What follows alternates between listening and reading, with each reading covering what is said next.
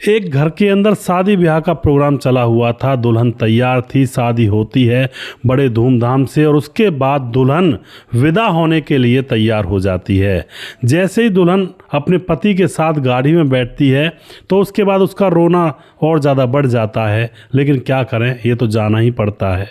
और उसके बाद बारात अपने घर की तरफ प्रस्थान कर देती है, यानी कि बारात की वापसी होने लगती है। जैसे ही दूल्हे की गाड़ी गांव के बाहर निकलती है तो सड़क पर एक बाइक बार बार आकर उनके आगे ओवरटेक करने लगती है और बार बार आगे आकर के गाड़ी को रुकवाने की कोशिश कर रही थी। लेकिन उस गाड़ी के पीछे दूल्हे का पिता जो था वह गाड़ी में बैठा हुआ था।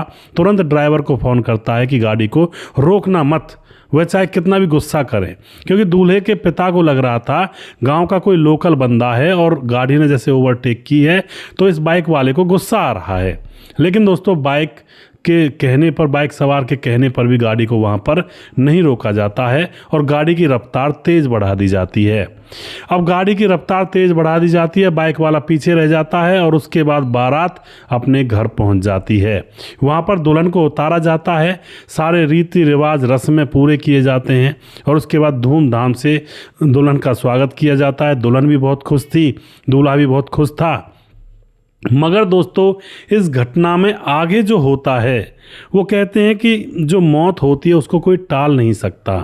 इससे आगे जो होता है, एक निर्दोष व्यक्ति इस घटना के अंदर मारा जाता है। कौन तो वह व्यक्ति था, क्या हुआ था उसके बाद, इस शादी की वजह से पूरी कहानी यहाँ पर जानने वाले हैं। वीडियो को लास्ट तक ज़रूर देखा करें। नमस्कार, मैं हूं सुदेश कुमार और तिरछीवाद चैनल में आपका स्वागत है। यह घटना उत्तर प्रदेश के जिला बस्ती के परशुरामपुर थाना क्षेत्र पड़ता है। उस थाना क्षेत्र के अंदर एक गांव पड़ता है बेदीपुर, जहां पर 20 नवंबर 2025 को शाम को 7 बजे दो बाइक सवार उस गांव के बाहर सड़क से गुजर रहे थे। तभी वह किसी के से कुछ रास्ता वगैरह पूछ रहे थे तो एक युवक होता है, उस युवक से वह रास्ता पूछने लगते हैं कि कहाँ पर पड़ेगी वो सड़क। तो वह युवक उनको रास्ता बताने लगता है।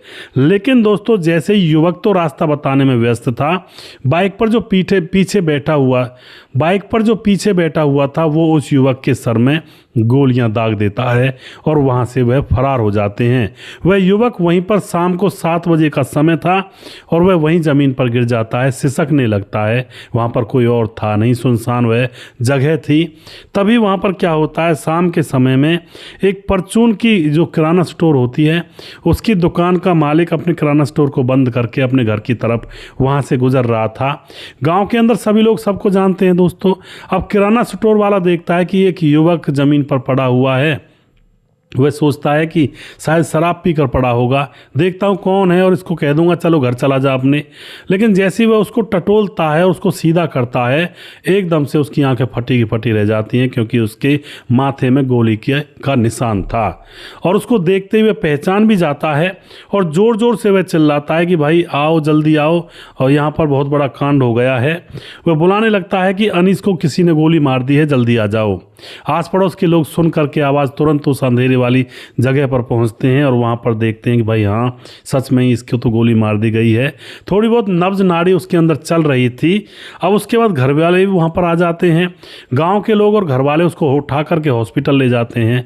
लेकिन दोस्तों हॉस्पिटल में उसको मृत घोषित कर दिया जाता है, क्योंकि सर में गोली मारी गई थी। कहाँ से बचाएगा डॉक्टर उसको, कैसे बचाएगा।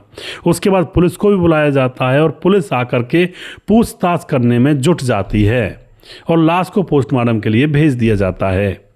यहाँ पर पुलिस को पता चलता है कि यह लड़का, जिसका नाम होता है अनीस, जिसकी उम्र होती है 25 साल, इसके पिता का नाम है शमसुद्दीन और यह मुंबई में रह कर के जॉब किया करता है और इसका छोटा भाई भी है। दोस्तों मुंबई में रहकर के जॉब किया करता है और अब 10 नवंबर को यह छुट्टी लेकर गांव के अंदर आया था, क्योंकि 13 नवंबर को इसकी शादी होने वाली थी। और फिर 13 नवंबर जब आ जाता है तो इसकी धूमधाम से शादी भी होती है। दुल्हन को अपने साथ लेकर अपने गांव भी आता है।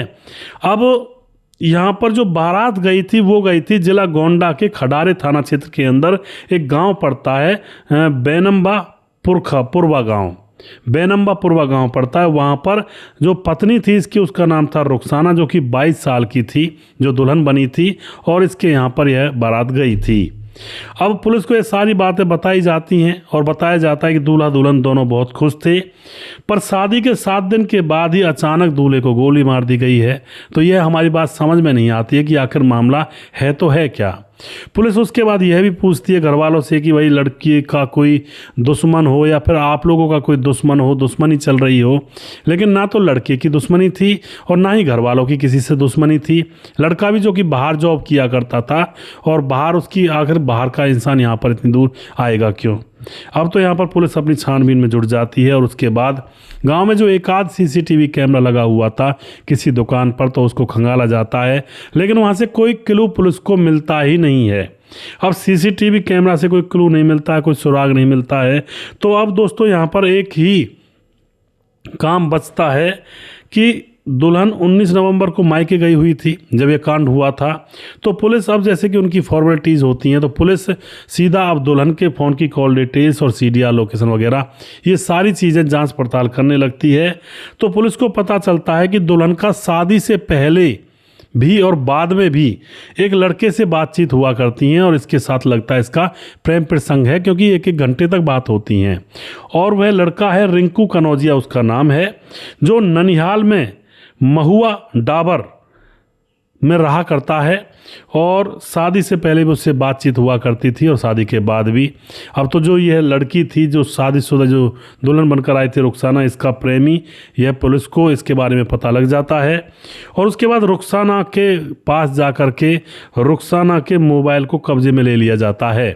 और मोबाइल को जैसे कब्जे में लिया जाता है तो उसके अंदर ऑटो कॉल रिकॉर्ड का ऑप्शन चालू था बदकिस्मती से। और पुलिस के लिए तो खुशकिस्मती है, लेकिन जो दुल्हन है उसके लिए बदकिस्मती है। तो अब यहाँ पर उस फ़ोन के अंदर जो कॉल रिकॉर्डिंग पड़ी हुई थी उनको पुलिस सुनती है और कॉल रिकॉर्डिंग सुनने के बाद उनसे दुल्हन की असलियत जो चेहरा था, असली चेहरा पुलिस के सामने आ जाता है।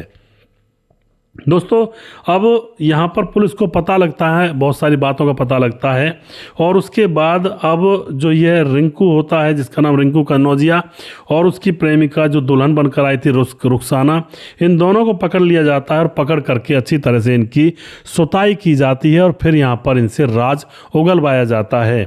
अब ये राज उगलते हैं, बताते हैं कि 2 साल पहले जो यह दुल्हन थी रुखसाना अपने ननिहाल गई थी। ननिहाल पड़ता है इसका महुआ डाबर में।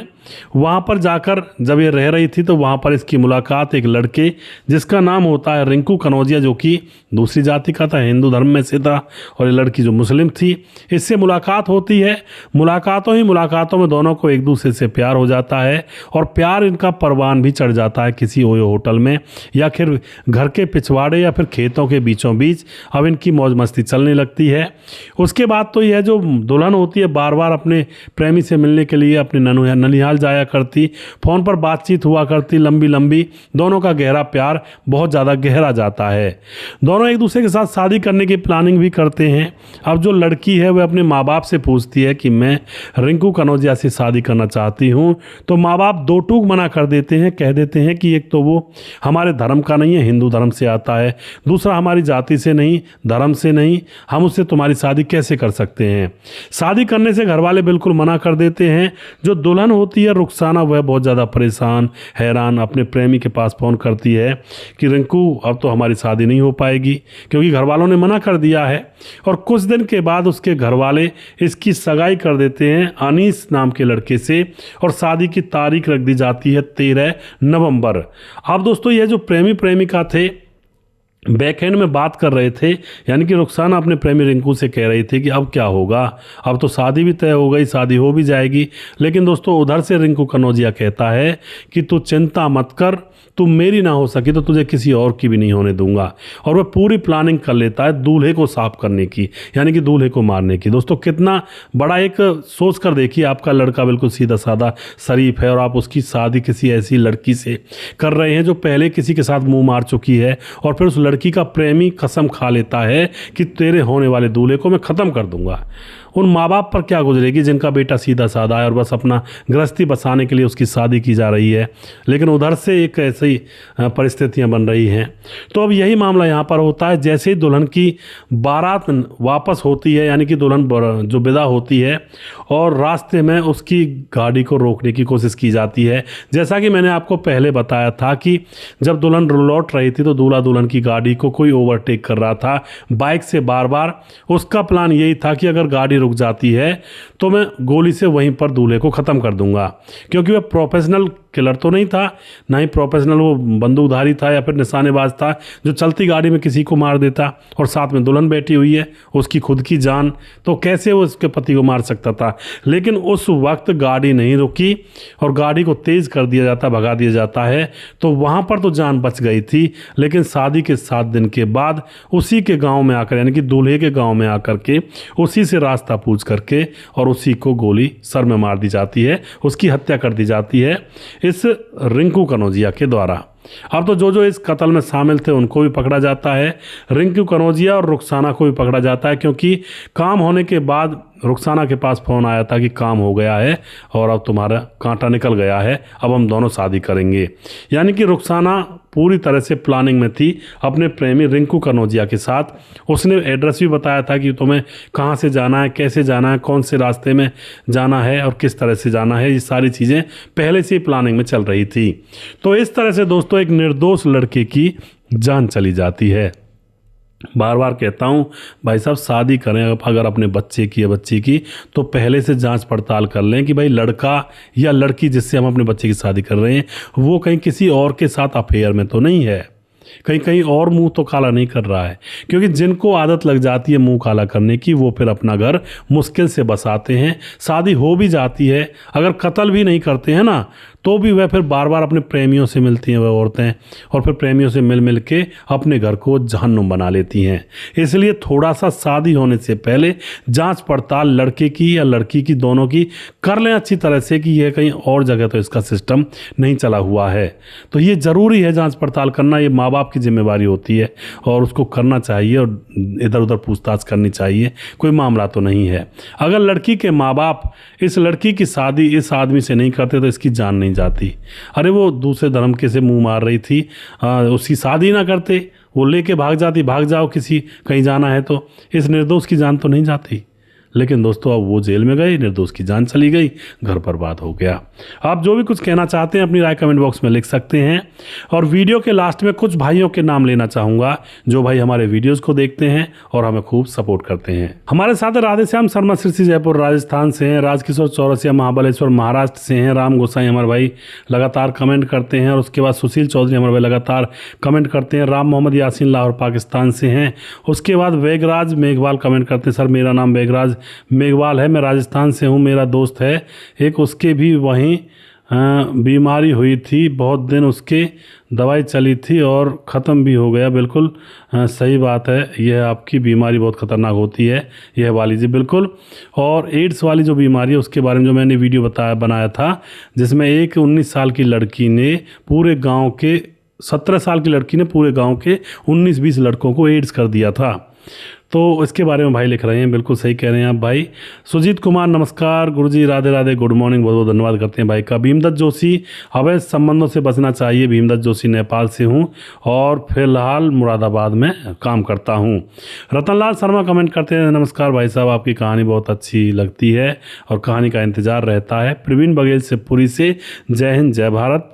रामवीर गौतम कमेंट करते हैं, काशीपुर उधम सिंह उत्तराखंड से, मेरा भी नाम लिया करो ब्रदर, बिल्कुल जी आपका नाम लेंगे। रजत सैनी कमेंट करते हैं, कृष्णा किशन कमेंट करते हैं, आजकल बच्चे आगे के लिए नहीं सोचते हैं, जी बिल्कुल। जाहिद आकिल कमेंट करते हैं, भाई हमारा भी नाम नहीं लेते हो आप, मैं जाहिद मेवात से, आपका नाम लिया है मैंने जाहिद भाई।